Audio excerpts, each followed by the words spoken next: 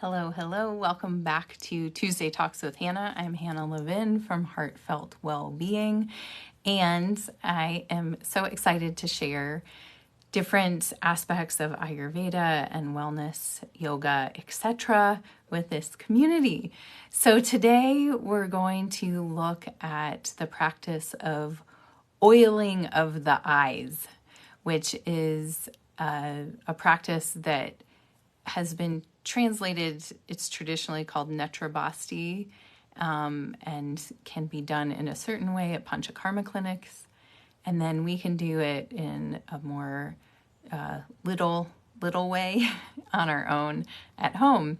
And so I want to give you a little bit of background of like why this might be important and why you might want to do it in your own life. I'm recording this at the beginning of the summer, and there's a reason for that, which is that the eyes are a secondary site for the dosha of Pitta.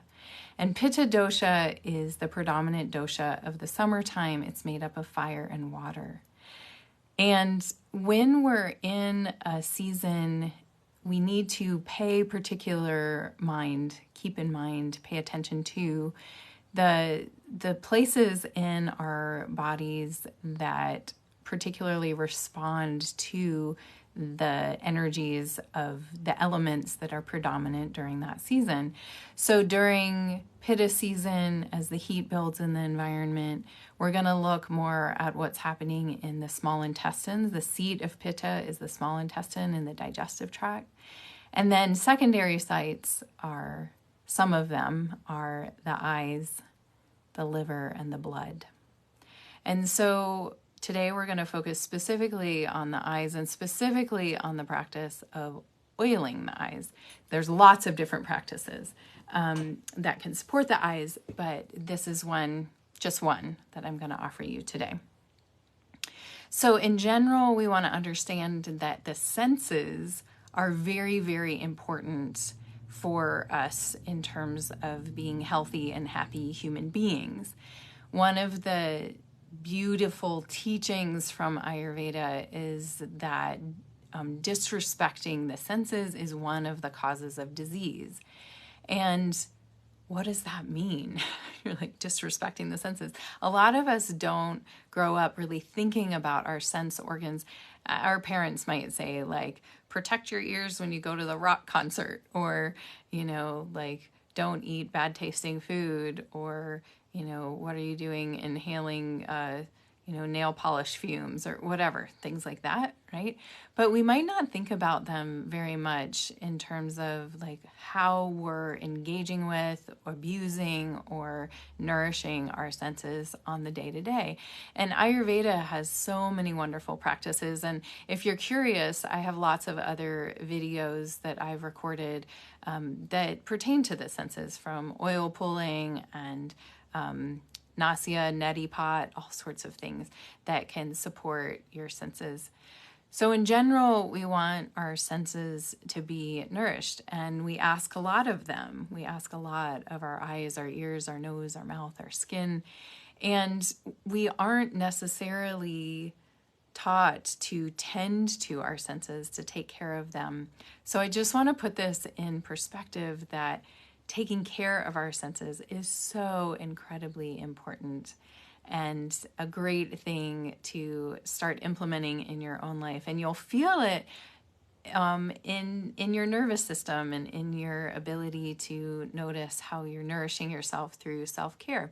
And most of these self-care practices take less than a minute to do.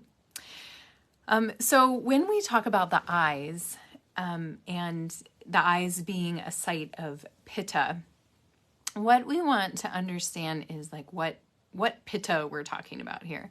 So in Ayurveda, every dosha has 5 sub-doshas, and those sub-doshas relate to different aspects of the energy of the elements that comprise that dosha.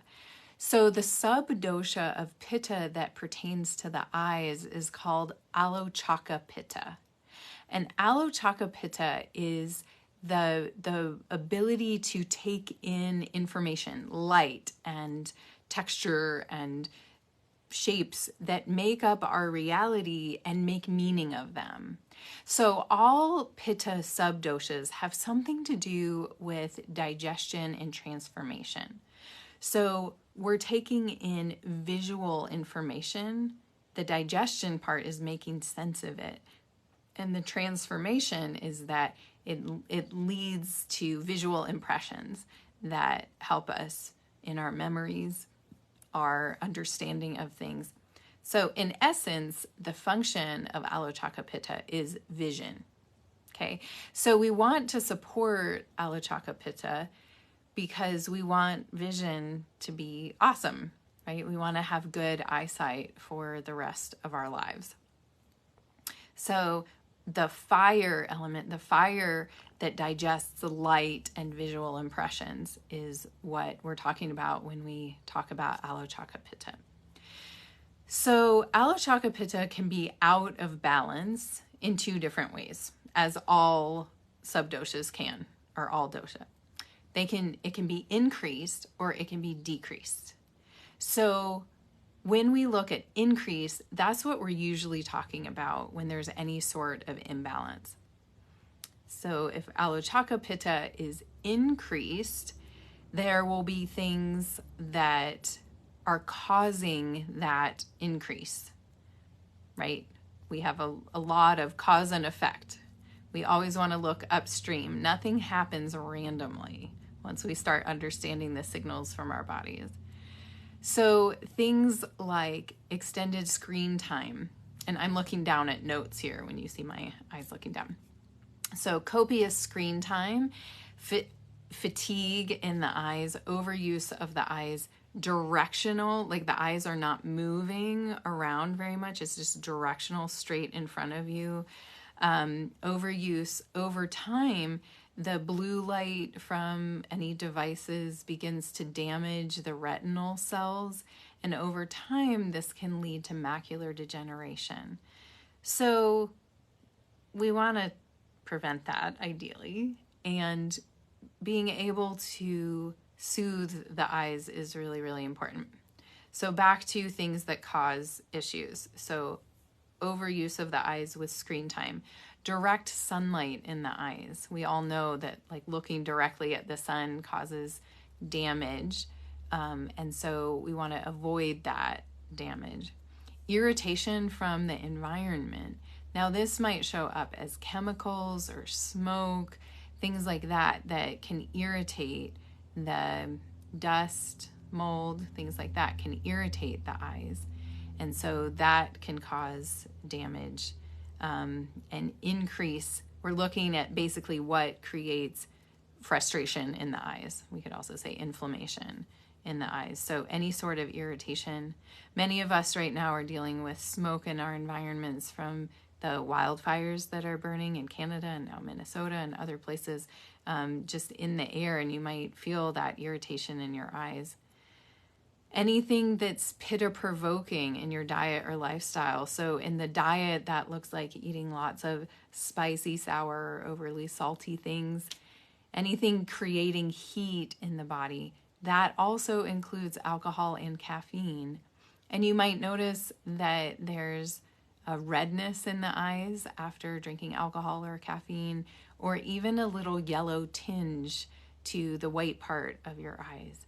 And this is indication that the liver is unhappy, for one thing, but that you might be having some pitta-provoking issues. Diet's a good place to look initially.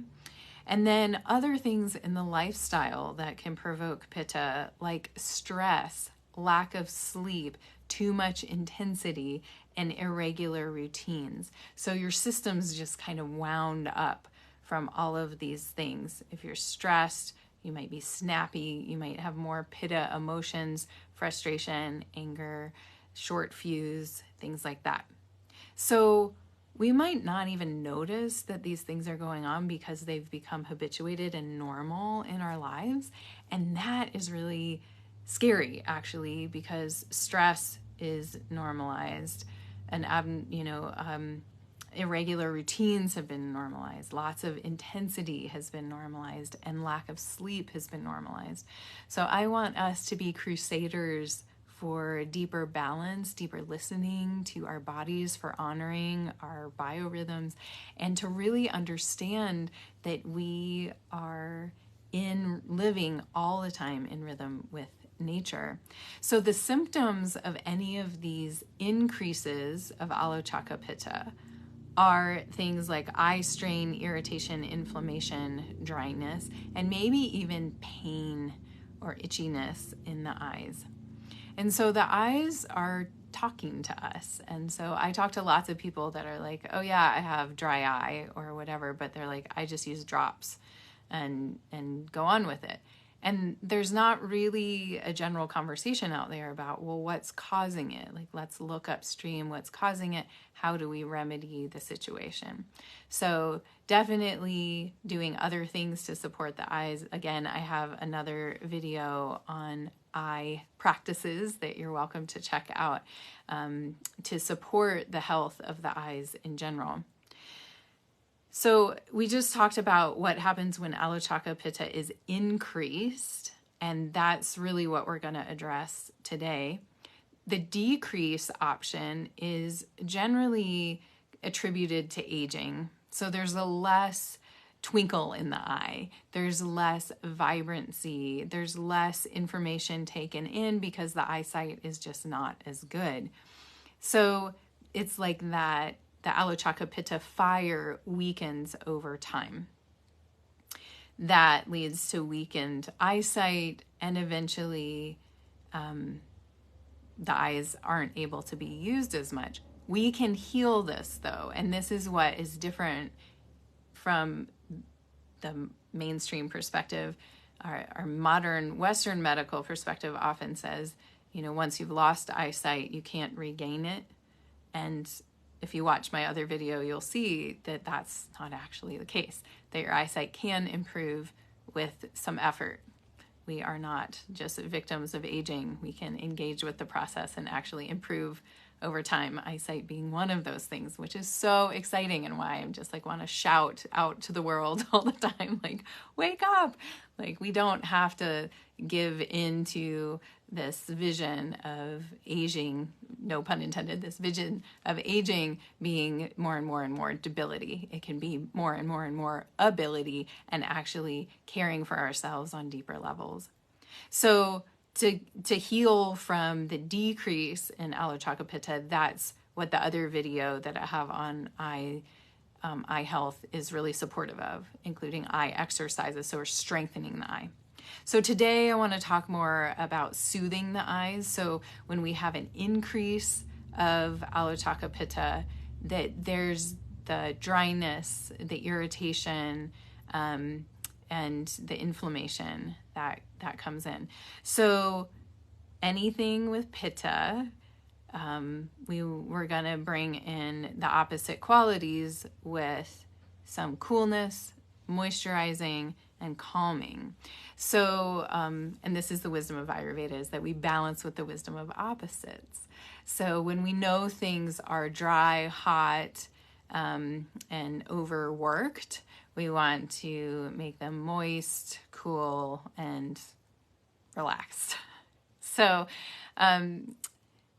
some things that we can do to bring in some cooling energy is like to run a washcloth under some cool water and place the washcloth over the eyes. We might lay down, put our legs up the wall, and have a few relaxing letting go breaths, and that is helpful for relaxing the eyes. You can use an eye pillow. Those things are nice too. You might also use some teas with cooling and calming herbs, like mint, lavender, lemon balm, and some Ayurvedic herbs like Brahmi, Gotu kola, that are very cooling and calming. Hibiscus is nice for this as well.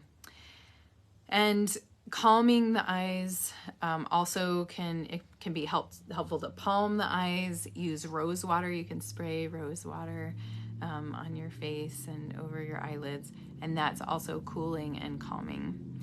we can also set some boundaries to limit our screen exposure, take breaks, go outside, at least look out the window, give your eyes breaks, move your eyes around, and that we can really help ourselves to not be so disrupted by the blue lights, both within our eye health, and it can disturb our sleep. If we're exposed to too much blue light, it can overstimulate the brain and wake us up during pitta time at night when we're trying to sleep. So having good boundaries with blue light, and wearing blue light blockers, that can be really helpful.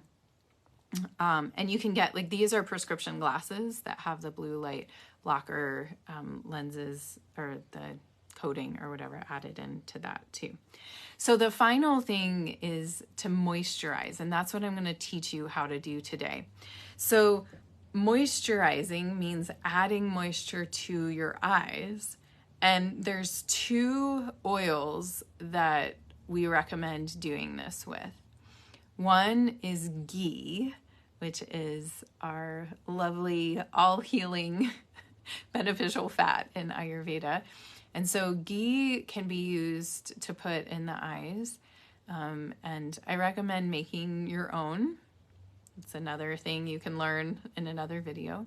The second type of oil, which I'm going to show you today, is castor oil. So castor oil is very unctuous. It's not a very runny oil. It's very thick. And so it's easy to put in the eyes, and it stays in there to moisturize. What I want to make sure you understand too is that you only want to use hexane-free castor oil. So, I realized I should have, let me see if I can switch this real quick. There we go. Okay, so I just flipped around so that I can actually show you this. I think this will show up correctly now. Yeah. So this is the castor oil that I use. It's from the Heritage Store. And you can see it says hexane free. And hexane is a chemical that's a petroleum product, or it's used in petroleum products. It's an industrial chemical derived from petroleum and commonly obtained by refining crude oil, i.e., we do not want to be putting that in our eyes. Okay, so you want to make sure you get hexane-free castor oil. And if you're using castor oil internally for a laxative, etc., you want to make sure it's hexane-free. We do not want to be putting anything with hexane in our bodies. And hexane's in a lot of commercially produced body care products, so make sure you read your labels carefully. So we want to have cold-pressed, hexane-free castor oil. So this is one brand that does that, the Heritage Store. Look at your local health food store. Castor oil is incredibly shelf-stable. I've probably had this bottle for a couple years. And it doesn't go rancid as fast as other oils. So the other thing to think about is that once you do that, if you have contacts, this is why I'm wearing my glasses right now, is because I don't want contacts in my eyes. So take out any contacts you have. Also, if you have recently had laser surgery or any kind of eye surgery, don't do this. Okay, let your eye totally heal before doing this eye oiling. So take out any contacts, and then your eyesight is going to be a little blurry for a little bit after doing this process. So just so you know, I usually do this right before I go to bed. Okay. And I don't do it every day. If you're healing from intense dry eye, or you're just like really excited to do this practice, you can certainly do it every day. I do it every once in a while, and especially during the summer and then into the fall, it's very helpful. There is an added benefit to using castor oil, which is that castor oil is also used in the beauty industry for thickening and lengthening the eyelashes. So once I put the castor oil in my eyes, I'm going to also rub it into my eyelashes. So I'm going to take my glasses off here, and I'm going to show you. Hopefully I can do this so you can see. So I'm just going to put a little drop of castor oil on my finger here. So hopefully you can see. And my fingers are a little dirty they're not really dirty. I just washed my hands, but I've been weeding a lot in the garden. So here's this drop of castor oil. I'm going to pull down my lower lid and just scoop off that castor oil into my lower lid. So I'm not actually touching my eye, and then I'm going to blink around. And you can see that there's some castor oil on the outside of my eye now. And I can rub that around into my eyelashes so they become beautiful and lush.